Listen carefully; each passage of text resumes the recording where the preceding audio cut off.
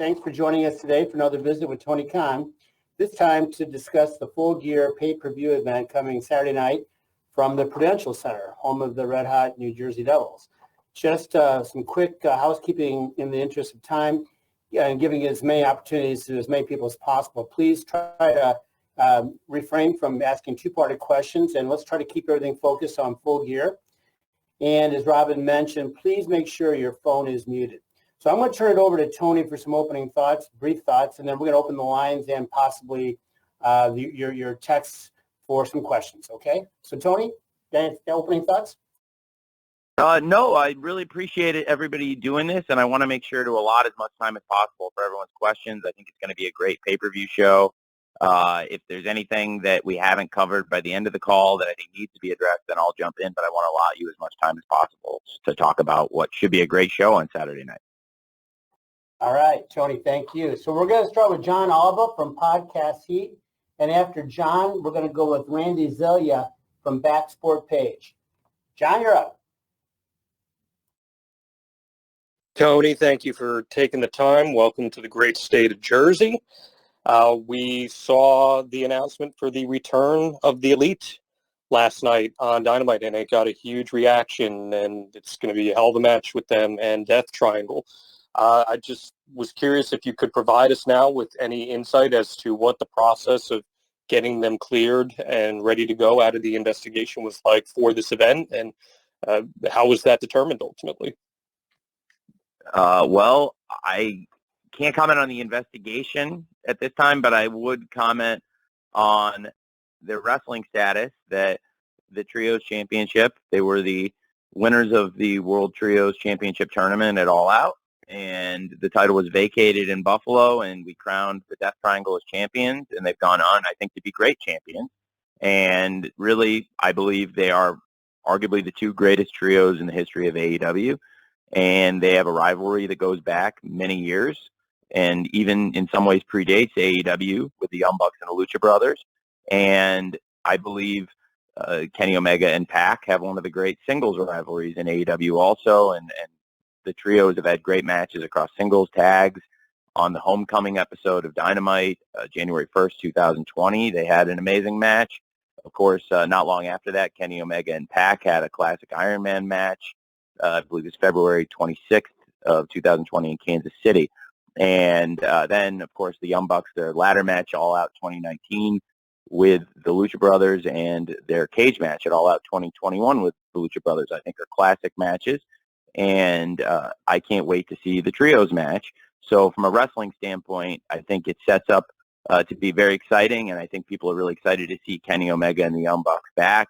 They have fans all over the world, so it's a very compelling reason to watch a pay-per-view to begin with, and to have it be such a great match, high stakes for the World Trios Championships, which I think have added a lot to Dynamite in recent months, and we've had a lot of great matches, including last night, Death Triangle versus the TV debut of AR Fox, and the reunited Top Flight with the return of Darius Martin. I thought that was a great match, and I'm really looking forward to the Trios match, and I can't comment on that backstage aspect of it, unfortunately, but I also really, do appreciate you asking and understand that part of it. But I think from a wrestling standpoint, that's what went into it, if that makes sense.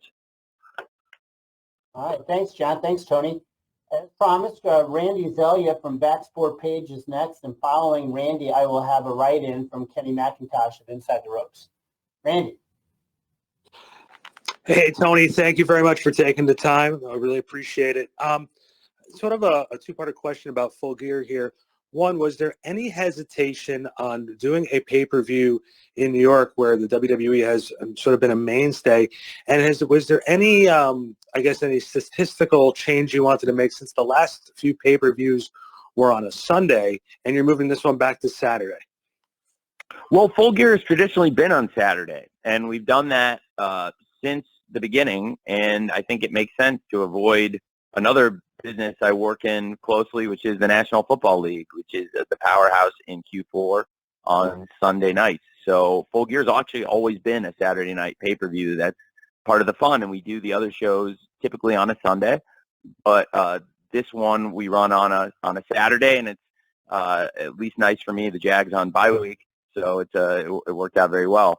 As far as running here in the New York, New Jersey area, specifically in New Jersey at Newark at the Prudential Center. There's fans from this area, from the tri-state area, some of the best fans, and we set up shows here and really had Grand Slam, one of our biggest TV events of the year at Arthur Ashe Stadium, which has been an amazing venue for us.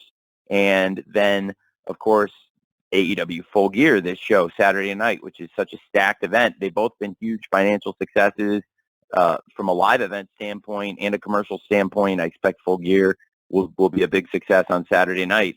And, of course, we hit over $1 million in live ticket sales for the TV event, Grand Slam at Arthur Ashe Stadium, and we're closing in on over $1 million in sales here.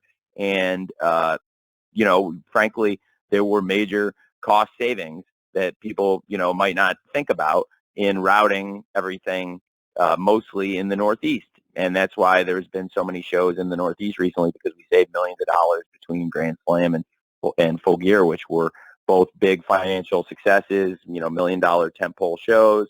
And we saved millions of dollars in between those shows by routing everything in between. And so that's kind of a cost savings. And now moving west, I'm really excited to move the show west too. But New York, New Jersey makes perfect sense to do pay-per-views, and it's good timing for us to have one of our biggest pay-per-view shows and looking like another $1 million live gate, which makes it 4 straight AEW pay-per-views with over $1 million in live ticket sales that I think we're going to hit this weekend, probably the way it's going.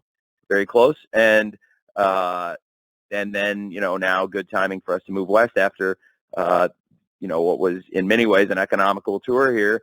He's running a lot of great shows in the Northeast in these recent months and with the big financial successes of Grand Slam and Full Gear, which I think now shows that we can run some of the biggest events in this market, especially because, to your point, being competitive in the market, the biggest live wrestling event anybody's done in terms of attendance in New York is AEW Grand Slam. All right. Appreciate it, Randy. As promised, I've got a write-in here from Kenny McIntosh, and then after Tony responds to Kenny, we'll go with Will Washington from Grapsity. So, Tony, Kenny has the following question. He's from Inside the Ropes. You've had to deal with a lot of injuries this year, meaning there's been a lot more tournaments in 2022 than you maybe potentially planned. Do you think going into 2023, you might see fewer tournaments so they don't lose their impact, or do they work creatively for you happening on a regular basis? I think they work well creatively at times, and there's been times where, because of injury, we've done tournaments out of necessity, so it's a mix of the two, but I also think they add a lot to the show. I'm really glad you asked about tournaments. One of the things I wanted to address is we have the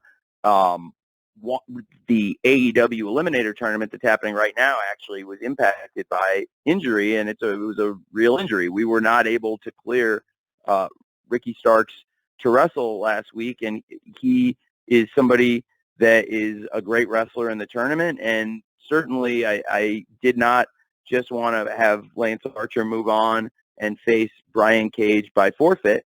So the Ricky Starks-Lance Archer match is an important match, and the winner of that goes on to face Brian Cage. We now know after last night Ethan Page is in the finals, so that tournament got impacted. So I was going to address that at some point in the call.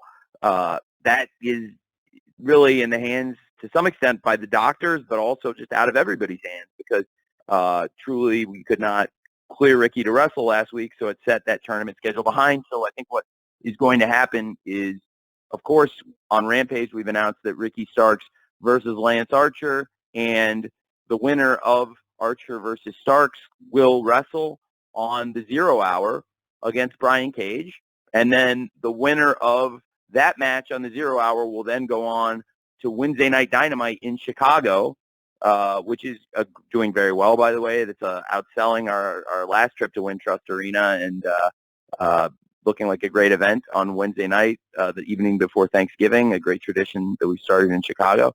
And it is going to be the finals there, with Ethan Page wrestling the winner of the match on the 0 hour, Brian Cage versus the winner of Archer versus Starks on Friday night. Of course, everything got set behind, and rather than doing a forfeit, we really believe in Ricky Starks is a great wrestler, and he deserves every chance to wrestle Lance Archer rather than forfeiting, but it kind of set the schedule of things a little behind on that tournament in particular. I think we've had some great matches in tournaments, and frankly, there's innovative things in the tournament format that we've never even done or tried that I think could add a lot to the presentation, but I'm also not saying you need to do more tournaments necessarily, but there's different kinds of tournaments you could look at doing that would be exciting, and certainly one thing I am is open-minded to different ideas.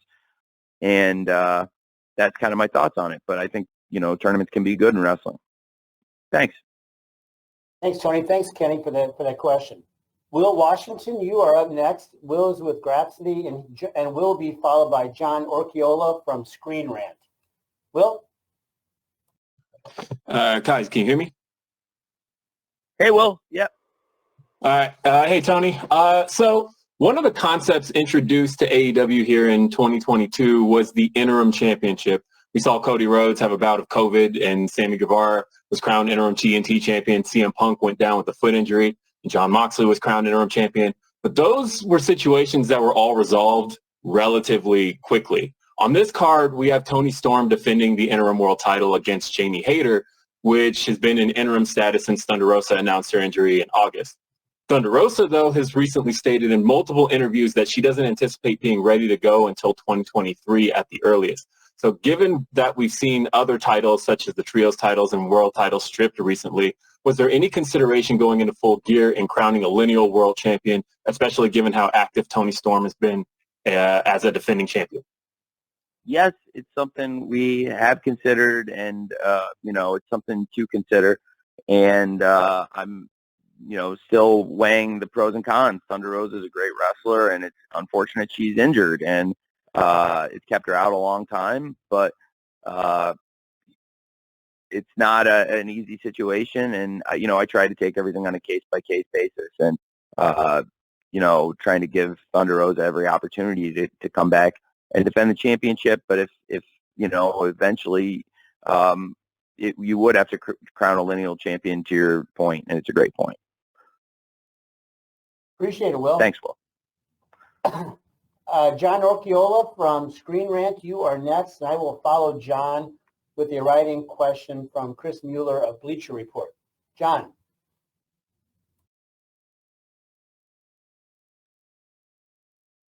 John, you need to unmute your line. Hello. Hi. Can you hear me? Yeah, I hear you and your dog. Great. Hi, Tony. Thank you for taking the question. So I wanted to ask you about Saraya versus Dr. Britt Baker. I'm very excited for this match. And it's probably the biggest women's dream match AEW has done so far. And it has a really interesting story of Saraya making her comeback versus Britt kind of carrying the flag and defending the AEW women's division's reputation. So I'm wondering, as the head of AEW and as the booker, kind of where your sympathies lie with the dream match.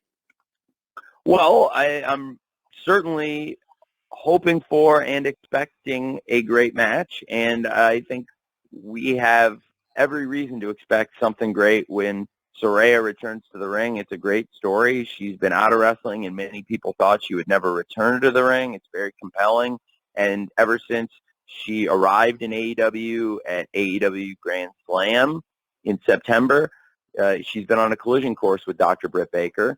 And it was amazing news that Saraya was fully cleared to wrestle, and that she's going to go one-on-one this Saturday night with Dr. Britt Baker at AEW Full Gear. And Dr. Britt Baker, DMD, is one of the great homegrown stars of AEW, and I think that's one of the themes across this pay-per-view that you're going to see is there's a lot of the homegrown AEW stars wrestling people that came in with a lot of national and worldwide television experience coming into AEW, and there's others that really came to national prominence in AEW wrestling on TNT and TBS every week.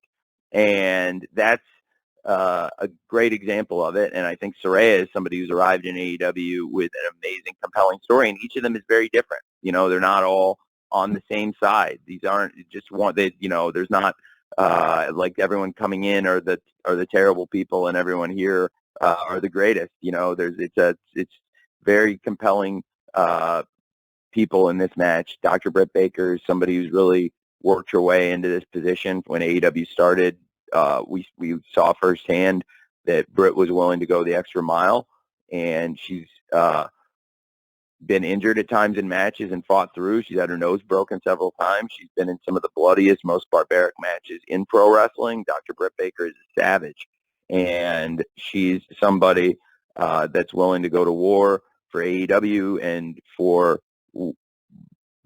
herself, frankly, and if not for herself, for her friend, Jamie Hayter. And Dr. Britt Baker is somebody who is always from the beginning of AEW, I think, been one of our homegrown stars. And Saraya is somebody who's frankly one of the biggest, most recognizable faces in all of pro wrestling and one of the best known stories in all of pro wrestling. And people around the world know her story and what she's overcome to get to this match. And I think that's really compelling. And that's why it's cool she's in AEW, and that's why it's awesome she's making a comeback, and I'm really excited that she's doing it at AEW Full Gear. And I think for her to be on a collision course with Dr. Britt Baker, it's the right match at the right time, and it's going to be great. And I think it should be one of the really exciting matches on a pay-per-view that I think is stacked with great matches and compelling stories. Thanks for asking. Thanks, John. I've got 2 write-ins in a row. We're going to start with Chris Mueller from Bleacher Report and then follow that with a question from Dave Meltzer from Wrestling Observer. So first from Chris. AR Fox was offered a contract following Dynamite. Do you see him taking on any additional roles backstage, such as coach or producer, given his level of experience? It's something to certainly talk about. I've enjoyed working with AR Fox. I get more time to spend with the wrestlers, I find, in Orlando at the AEW Dark taping, particularly people not in, say, the World Championship matches or, doing extended segments on Dynamite or Rampage.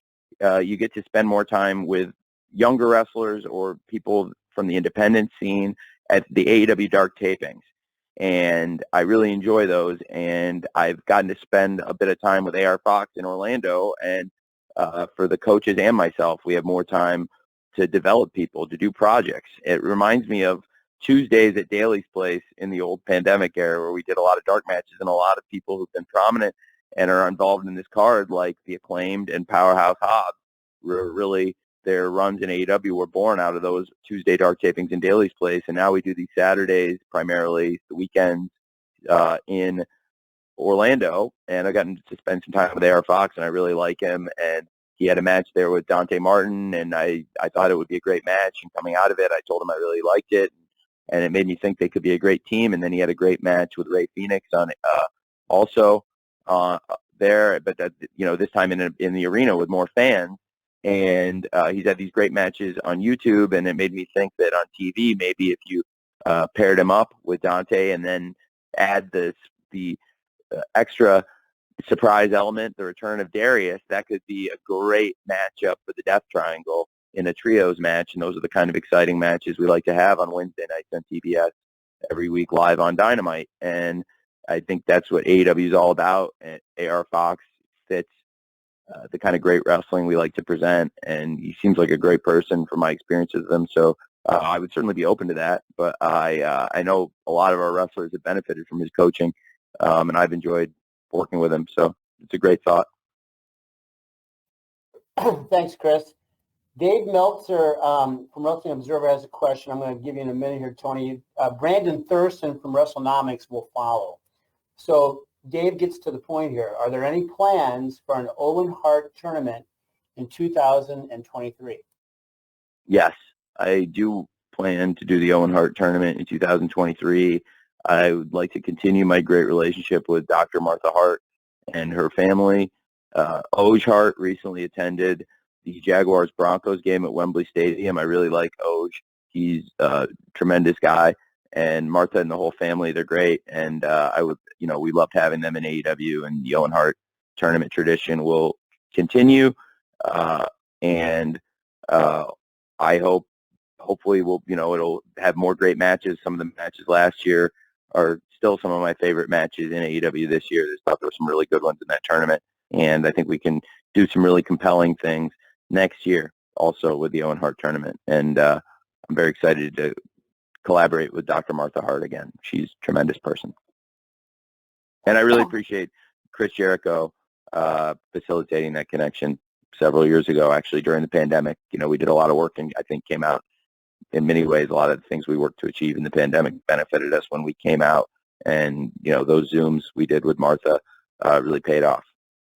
Chris was on some of those, and Cody was actually back on some of those too. And we had some really nice Zooms with Martha, and she's been a great friend to us. That's great news. Thanks, Tony. Thanks for the question, Dave. As promised, Brandon Thurston from WrestleNomics is up next, and I will follow Brandon with a write-in from Libby Cadman from WrestleN. So, Brandon, the floor is yours. Brandon, please unmute yourself. Hi, Tony. Thanks for the time today. Hey, thank you. I wanted to ask, CM Punk was pretty clearly a strong contributor for AEW across pay-per-view, ticket sales, TV ratings, and merchandise. And there's a lot of speculation. Most people probably think he won't be back, but I just wanted to ask you if we've seen the last of CM Punk in AEW. I can't comment on that. I have nothing but positive things to say about the contribution CM Punk has made in AEW on screen, and certainly a lot of positive things to say about the things he did in AEW to date. And I can't comment on that, but I do understand why you'd ask, and I appreciate you asking. Brandon, appreciate that. Next up, I've got a write-in from Libby Cadman from WrestleN, and then I've got another write-in from Amy Nemedy from WrestleJoy. So here we go from Libby, Tony. Libby's question: Dynamite this week really seemed to take advantage of the in-ring promos, video packages, and almost highlight reels and mini packages to set audiences up for this Saturday, a highlight being the acclaimed music video pre-match. How do you creatively approach these video packages compared to an in-ring promo, and what's the process in working out which is the most appropriate form to use? Well, a lot of times it's a great question. Thank you. I got so excited I almost jumped into it with that. Thank you, because that's a tremendous question about the production. And I try to keep stuff in and around the ring as much as possible. And it's funny because I credit a lot of it, the shows I really inspired in a lot of ways by the early Nitros, which I think were great. And the first few years, the show was more focused around the ring, and it was a different kind of show and a different kind of presentation. And then I felt like in the later 90s and into the 2000s, the show at times tried to do more backstage segments, but that's off the point of what I'm trying to say, but that it is kind of on the point at the same time, which is that I like to keep stuff around the ring as much as possible, whether it's the matches, the promos. It's important to do backstage segments, and in the flow of the show, there's just a lot of reasons why it makes sense, frankly, to do things backstage. In this show, in a go-home show, I think this was the week where you want to showcase a lot of video packages and a lot of informational stuff. And frankly, sometimes they don't do as good of a number, but that's not because they aren't as good of a product, because I think that's some of the best stuff are these packages and videos and things of that nature. Now, I'll be interested to see the number, but also, frankly, on a go-home show, because of the huge economic swing of a pay-per-view and the big value of the pay-per-view, this is the week for us, our partnership with Warner Brothers Discovery. It's like everything is calculated, the choices we make. So this is a big push for the pay-per-view. So it'll be interesting to see how they do. But also, this show was very much about getting people interested in Full Gear, and I think almost everything, the vast majority of the things on the show, largely, were there to push people towards Full Gear and get people excited about it. And I think there was a lot of really exciting things on the show. There's 10 matches on the pay-per-view, and I think it'll be within the traditional window. I expect, I can say will end, or at a very reasonable time. And I think it won't be from the time we actually start wrestling on the 0 hour, because I think there'll be some of these exciting video recaps and packages to get people caught up to start the 0 hour, which is largely about getting people interested in Full Gear, but also for the live crowd. We won't start the wrestling right at the top of the 0 hour necessarily. And I think it won't, it'll be a relatively tight night of wrestling. It won't be, for example, Double or Nothing. That was a calculated move, being out on the West Coast, not only in the show starting so early, and the crowd really, to my point, I think was proven right about the live crowd. The hottest they were was the end of the night for the last 3 matches. The third act, as I referred to it, for Anarchy in the Arena and the 3-way match for the World Tag Team Championship and the World Title match. And but that also for the TV crowd was a long show, and I probably wouldn't do it that way again, except that, to my point, we did get a lot of late buys because I was also competing with a potential Game 7, which did happen, and it was good to have stuff up our sleeve where a lot of the best stuff started after Game 7, and we got a lot of late buys. So a lot of stuff is driven to the pay-per-views, and that is my greater point here. That's why you do a lot of video recap stuff and some of those promos and videos and packages leading into a pay-per-view. And we also have, to that point, the countdown to Full Gear coming up after AEW Rampage, which is exclusively these great packages, extended interviews, and some of the best interviews and compelling storytelling in pro wrestling, I really believe, is done on those countdown shows. So I'm excited for the countdown also after Rampage, and we got kind of a preview of some of that for the Dynamite audience, which is our biggest audience every week, which reaches worldwide well over 1 million people every Wednesday night. So that's what the thinking was for that. Thanks. Thanks, Livy, and thank you, Tony. I've got a write-in here from Amy Nemedy from WrestleJoy, and Amy will be followed by BJ Lisco from Web is Jericho. Here's Amy's question, Tony. Nyla Rose and Jade Cargill have built an epic feud and storyline around the TBS Championship with the stolen belt, replica belt going on tour with Jade, and Nyla's shenanigans. How did this story come about, and what are your expectations for Full Gear? Well, the story came about in a funny way. We have who actually, to be honest, I think planted the seed in Nyla's head to steal the championship belt. It was Tony Schiavone. Tony Schiavone mentioned something about it, and we had the meetings. And every once in a while, I thought it was a great idea that Nyla ended up running with, and she had a lot of fun with it, and it was a great way to showcase Nyla's personality. And so I thought that would be a really good way to go. And Nyla, the champ as I call her, I've been calling her champ for years, even though she hasn't been holding the title. Now she's stolen the title, and I still call her champ.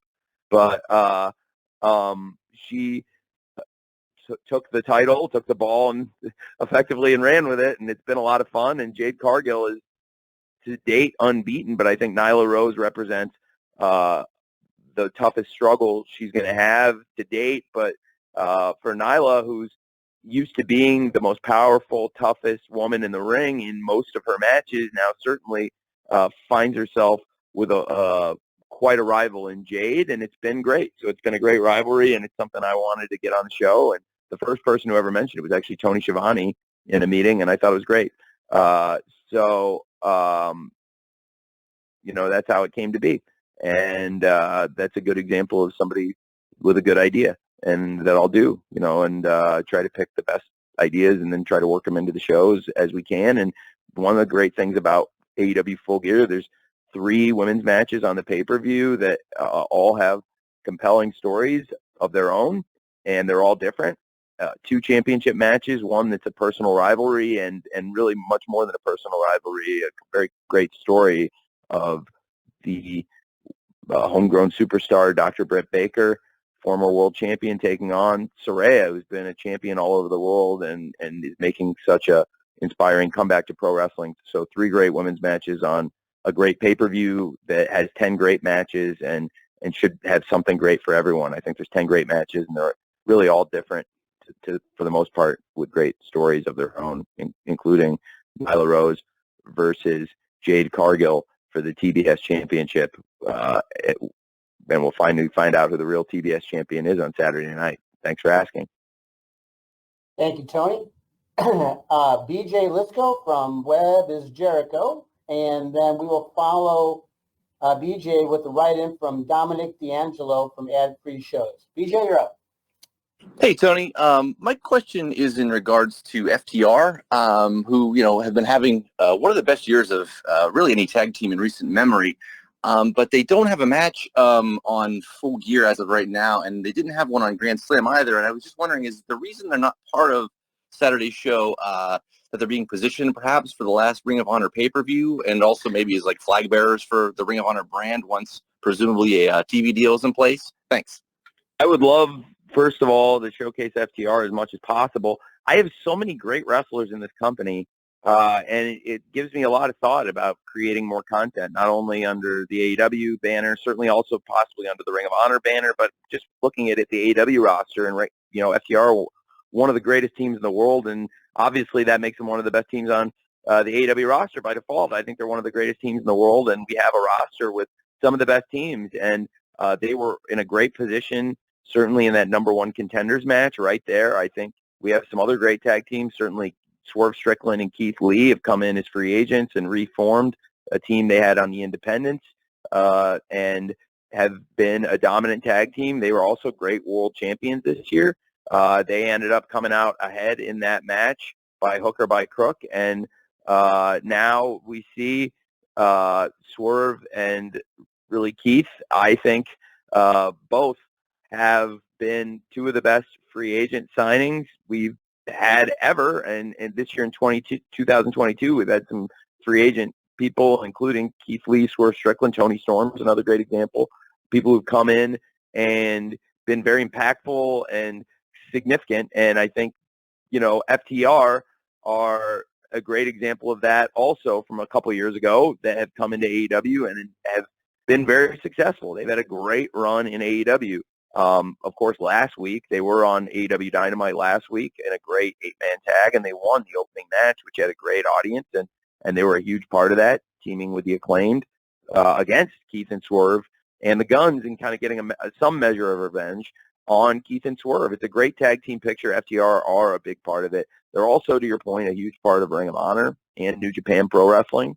They're the Lucha Libre AAA tag team champions. They hold a lot of titles in the world of wrestling, so they are very prominent in the world of wrestling. And in addition to AEW, I am the owner of Ring of Honor and have close partnerships with these other organizations, work really closely with them, especially New Japan, where we collaborate on Forbidden Door, and they were a big part of the Forbidden Door event. And which is, that's a very successful partnership that I'd like to continue and expect to continue.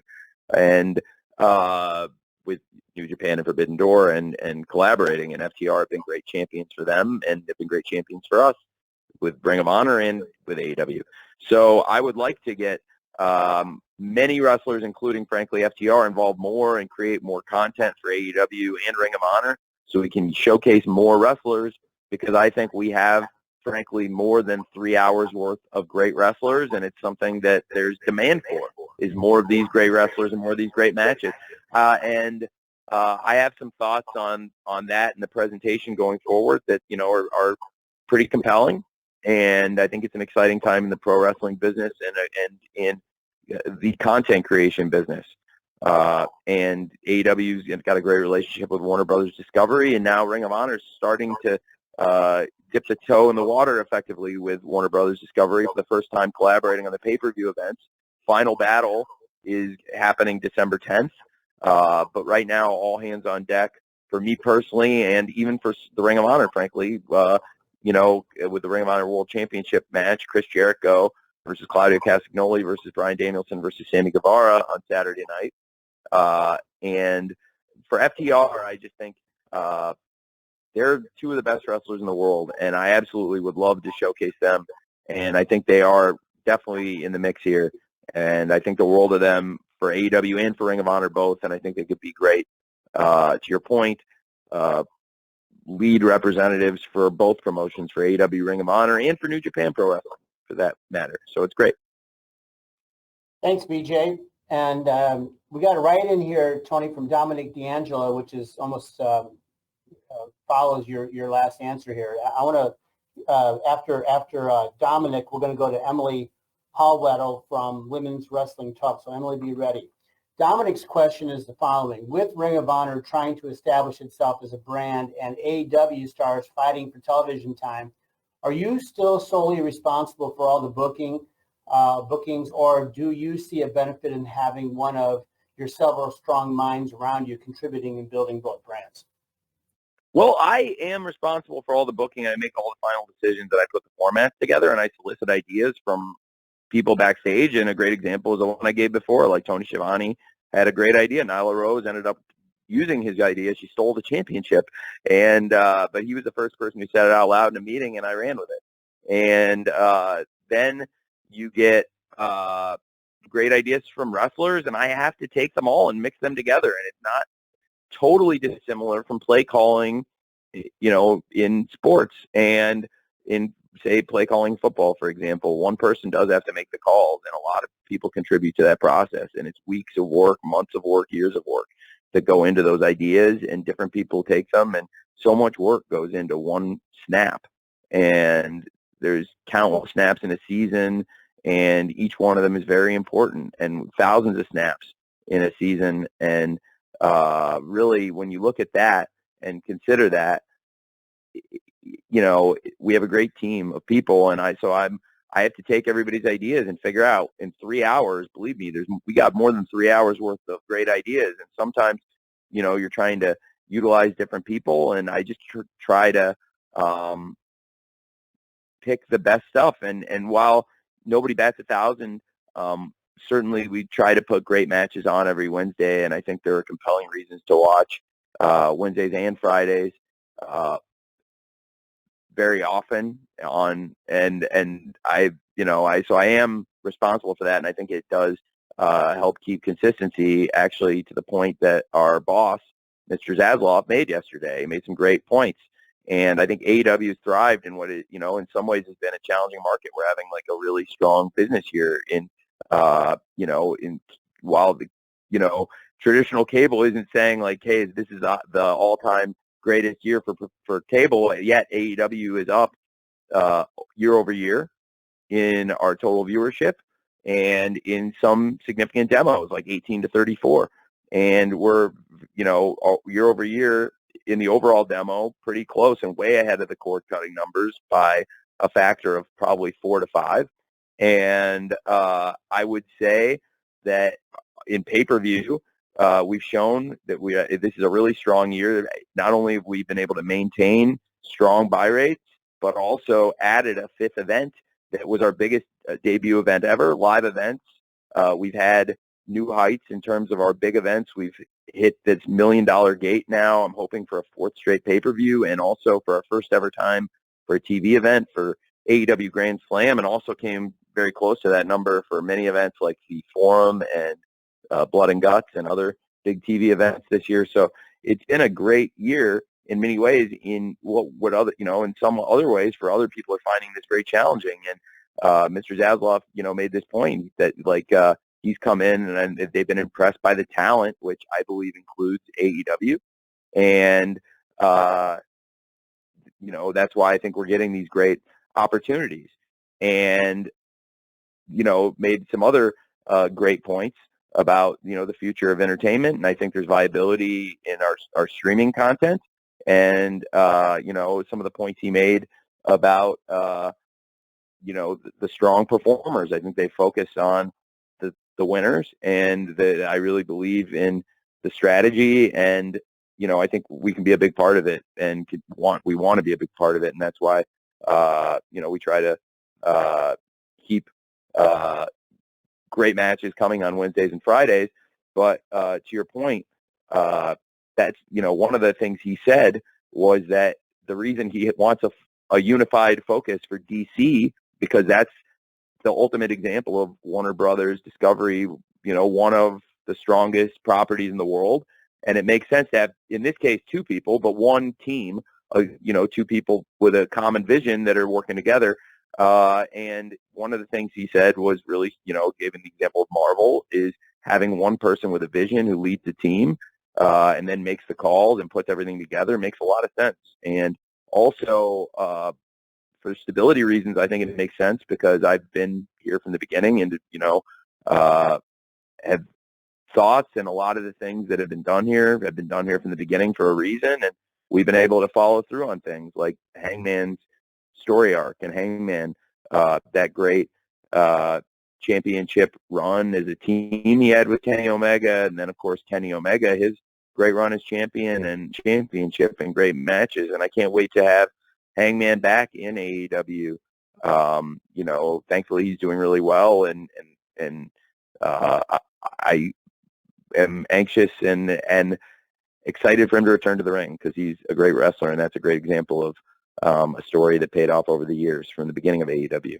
And that's kind of the thought of it. But I also have to give a lot of credit to a lot of people on the team. I named a bunch of the producers, coaches, backstage people, but I also give a lot of credit to a lot of the wrestlers who come to me with great ideas. And frankly, I probably only end up using less than 50%, significantly, probably way less than 50% of the ideas I hear every week, because you can only do so much in the 3 hours of Dynamite and Rampage, and then with some things on Elevation and Dark too, and for Ring of Honor. So I try to pick the best I can, and that's how we do it. And I have a lot of my own ideas, and it's just mixing them together. And thankfully, I have a lot of really smart people to bounce it off of, and we're always looking to make that team stronger too. I think that's why we from the beginning of AEW, I've always tried to talk to dozens and dozens of people in the company every single week about different ideas and how we can utilize them best on TV. Thanks for asking. Thanks, Dominic. So Emily Hallweddle from Women's Wrestling Talk is next, and I'm going to follow Emily with a write-in from Tony Miller of Toned In Entertainment. Emily? Thanks. Hi, can you guys hear me okay? Yes. Awesome. I just thank you so much for the opportunity. I actually took off. I'm a college student. I was able to take off class to have this opportunity, so thank you so much for the opportunity. I was just wondering, we've been talking a lot right now about AEW sort of reaching new heights and expanding shows. So I guess I was just sort of wondering what your hopes are for the women's division continuing from Full Gear, prospective championship contenders, or just kind of like general future division, any other talents coming in like from Joshi or anything like that?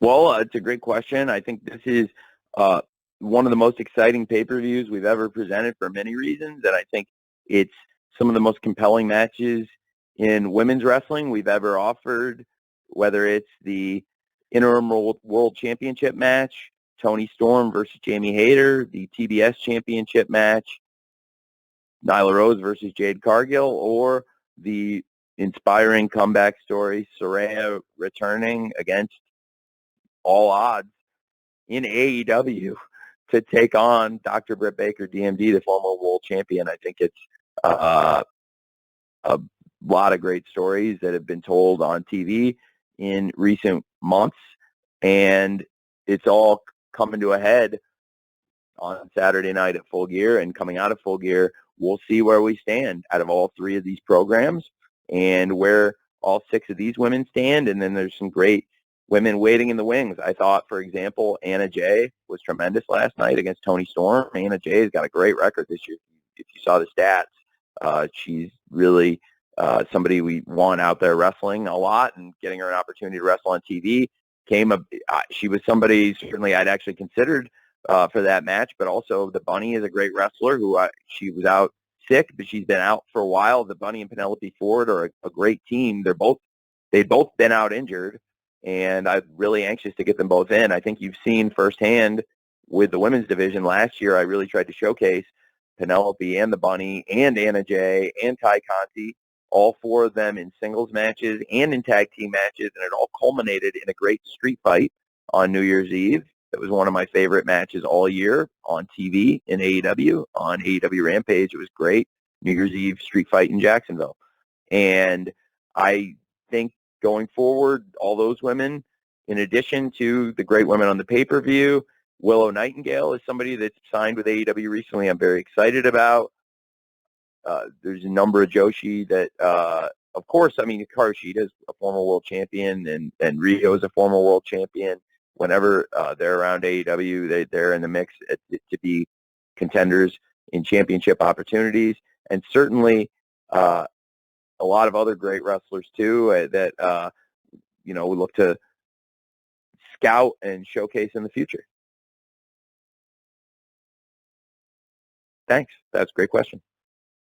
Very much appreciated there, Emily. I've got a write-in question here from Tony Miller. From Tony Miller from Toned In Entertainment. And after Tony, we're going to go to another write-in from Joey Hayden at the Dallas Morning News. So the first one here, Tony, from Tony Miller, is I've watched every AEW pay-per-view or saw them live since the beginning. This Saturday, for the first time, I will be watching at Regal Cinemas. How important is that platform, and what are your expectations with Regal Cinemas moving forward? Well, it's a great question. Some of it is, it's interesting because the theater business is getting stronger recently, and it's great for us. We've got some great partnerships with the different cinemas across the country, including Regal Cinemas, which is where I saw the Batman, and I would say that it's something we absolutely are looking to continue going forward. And, some of it is actually dependent on what's happening in the movie theaters. Like, for example, there's a lot of excitement around, Black Panther and Wakanda right now. And so, like, when a big theatrical event like that happens, or like something earlier this year, like the Batman, like, you got to look at those for now. That's in a lot of theaters this weekend. So that's why for some people, it may be the theaters are crowded and there's some theaters where we would play normally where it might not even be available, but then because there's so many screens for a big movie like that, for example, is one thing I've noticed this year. So it's interesting because it's a different kind of business, whereas on pay-per-view, the channel, there's always a channel or a Bleacher Report always for it. But screen availability is a really competitive thing in the movie business, but we've done really well with it this year. I mean, if you look at our box office receipts, we've got great box office receipts from it. So it's a really interesting business. I'm learning about it because it's not a revenue stream I had really considered much. The big revenue streams for us primarily going in that I was focused on that have all been great revenue streams for us are TV, pay-per-view, live events, merchandising, and now one we're about to also tap into, video games. But the movie theater business is great, and it's something we'd like to continue. Hey, could we have the tech problem go a little bit? By the way, I'd like to keep on and stay answering questions if I could, because I know it was a couple minutes because there were some tech issues on the line. So I'll stay on if I could, Jim. We will go into injury time, Tony. So thank you. We will. We're going to go now with a write-in from Joey Hayden from the Dallas Morning News, and following Joey, we're going to go with David Bixenspan from Babyface versus Heel. Here's Joey Hayden's question. Winter is coming. Is going to be returning to Dallas next month for the second year in a row. Does AEW's commitment to putting a higher level Dynamite episodes together in Garland at the Curtis Caldwell Center point to a potential pay-per-view coming to North Texas in the future? Well, potentially. That's actually a very exciting week for AEW and Ring of Honor both. There's AEW, really one of the biggest TV events of the year in AEW annually. One of the most significant events with the best history of great matches is Winter is Coming. It's a very important show for us. It's off to a great start on ticket sales in Dallas and really in the Metroplex, in Garland, Curtis Caldwell Center. Also that weekend, there's Ring of Honor Final Battle, which is something different, starting on a Saturday afternoon, a different kind of start time, December 10th, which will be really interesting pay-per-view, and certainly AEW Full Gear will have a big effect on that show. The championship match with world champion Chris Jericho defending against Claudio Castagnoli and Bryan Danielson, both former champions, and Sammy Guevara, the former three-time TNT champion and Chris's protege. And we'll see who's the champion coming out of that. And I also expect another big title defense or two in between that and Final Battle to set the stage for what should be, maybe one of the biggest Ring of Honor pay-per-views ever. But I also think going into the AEW TV event, that is probably one of the most significant shows we do. Coming off that Final Battle would be one of the most significant shows we do is Winter is Coming. And I want to keep that tradition going for sure. And as far as the pay-per-view goes, that's absolutely something we'd look at. That's one of the reasons I thought doing a second Ring of Honor pay-per-view this year in the Dallas area would be great, because it's been such a great home for AEW and now for Ring of Honor, but also an AEW pay-per-view in the Dallas area I think would be great. I might look, frankly, at a bigger venue than the Curtis Colwell Center, which I think is a great TV venue for us, and it's just been economically a very friendly deal for AEW. If you look at the economics of some of the buildings we pick and why, sometimes there is some methodology to it, and you could argue with it sometimes if, there's bigger returns other places, but sometimes those also do come at the cost of transport, rent, load in, some of the considerations. So I do think moving forward that certainly Curtis Colwell Center has been a great partner, and we could continue doing shows there, and we'll see what happens going forward. I think Winter is Coming is definitely a tradition in the Dallas area I want to keep going. And then as far as pay-per-view events, that's definitely something I'm open to for AEW in the Dallas area, and that's why because I believe in the market so much. That's why I've this running second Ring of Honor pay-per-view there, and that's also why we're doing Winter is Coming there every year is one of our biggest TV shows. Thank you for asking. Thank you, Joey. All right, Tony, next up is David Bixenspan from Babyface versus Heel, and we will follow David with Sean Ross Sapp from Fightful. Bix? Great. Hey, Tony, thanks for your time. Hey, thanks, man. So this is the first time that any of the ROH singles titles have been defended on any of the AEW branded pay-per-views. And one of the bigger, or at least more widespread criticisms of the TV lately that I've seen has been that the ROH titles have kind of bogged down or confused the shows a bit. How do you feel about that criticism? And also, is there a timetable for reevaluating things if a TV deal doesn't materialize?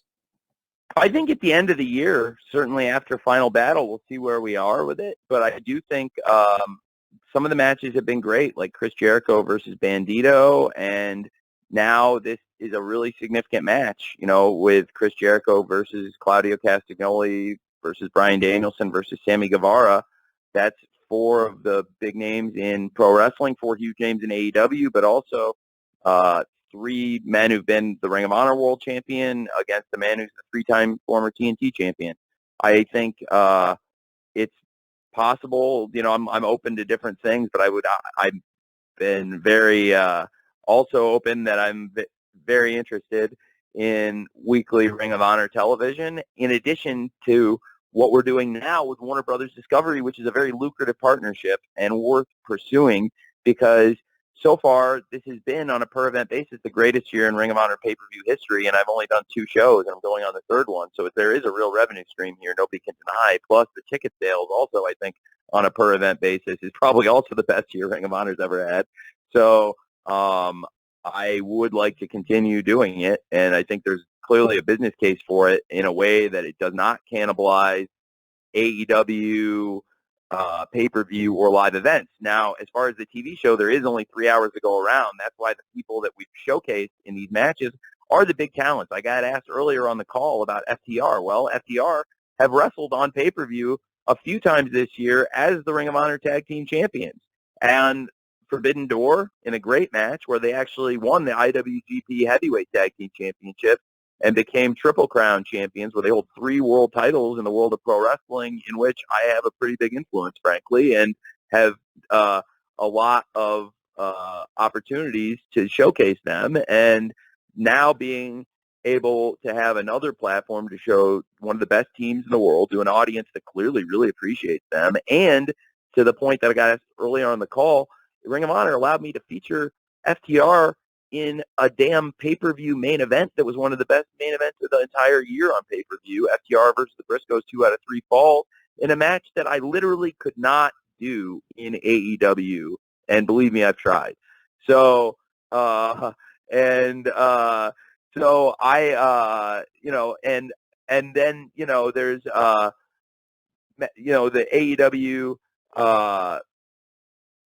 AEW 3 hours of TV a week. I've been asked about. Well, it's a great opportunity if we get Ring of Honor events like Death Before Dishonor, like Supercard of Honor, and like Final Battle.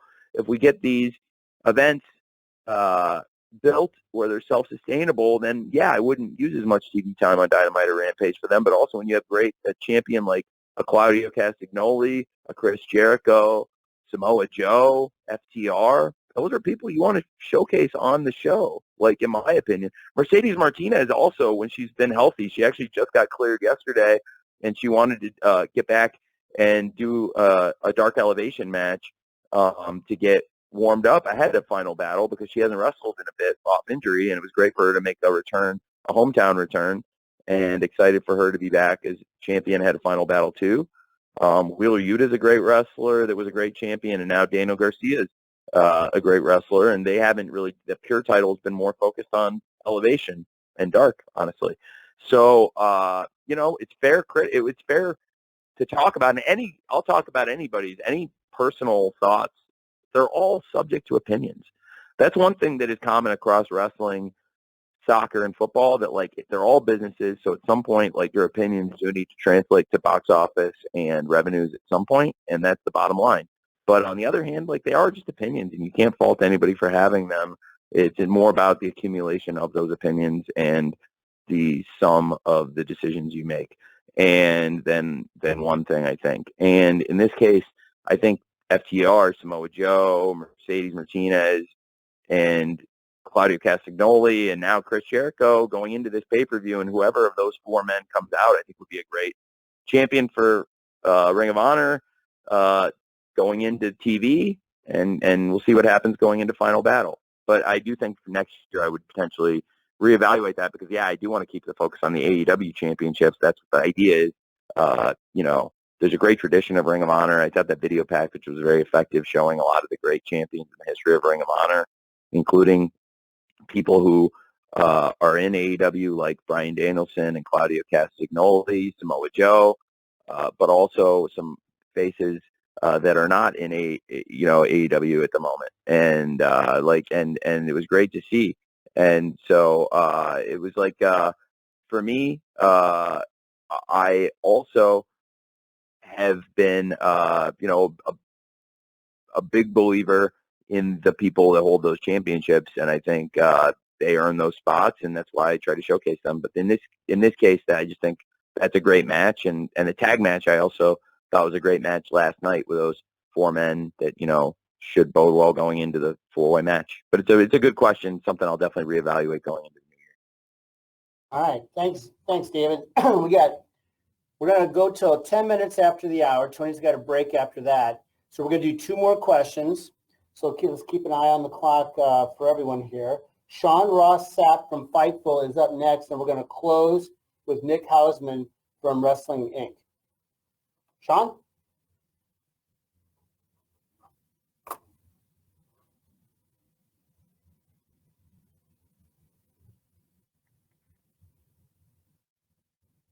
Sean you'd have to read Sean's question.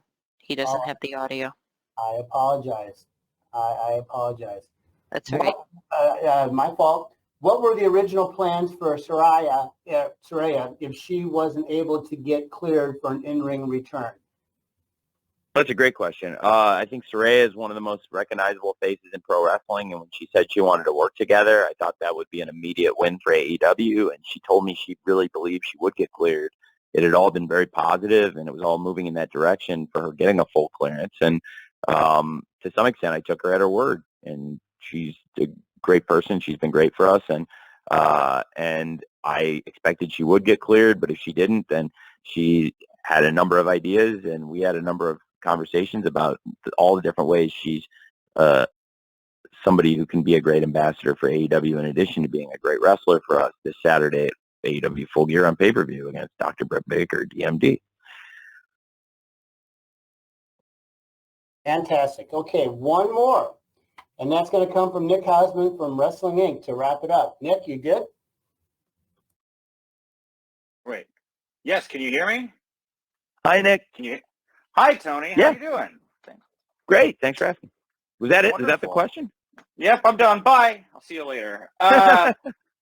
No, I did. I wanted to ask one question about the scrums from last time because I've had to talk about them entirely too much. Sure. You know, I guess I kind of want to know, did you have any idea what Punk was going to say? And the question I get asked the most about it is, why didn't you do anything? Why didn't you try to stop him at any point? Well, you were sitting, I don't want to comment beyond this. You were sitting 5 feet away from me, and I did not know, I never know exactly. I mean, I know I did not know, but I will not comment beyond that except to say that I had Keith and Swerve coming up right after that and Tony Storm after that, and I had important stuff to talk to them about, including Keith and Swerve, to let them know that I thought it would be very interesting if they had a rematch with the Acclaimed at Arthur Ashe Stadium, given that the Acclaimed are the winningest tag team in AEW history, and what a great match that had been. And you saw Keith and Swerve's reactions, which I felt like I wanted the world to see. That was a real moment, how Keith and Swerve reacted. And, you know, we had, I thought that was a very significant match. And so, in part, I was thinking about Keith and Swerve and Tony in some ways, to be honest. And then, but that's all I would probably say. Thanks. Okay, thanks, Nick. And with that, we are now officially at the end of our time. So per custom, we're going to be distributing an audio recording to all attendees here shortly. And so finally, thank you, Tony Khan, for taking some time here today. And to everybody on the line here, thanks for your patience, number one. Number two, thanks for being part of it.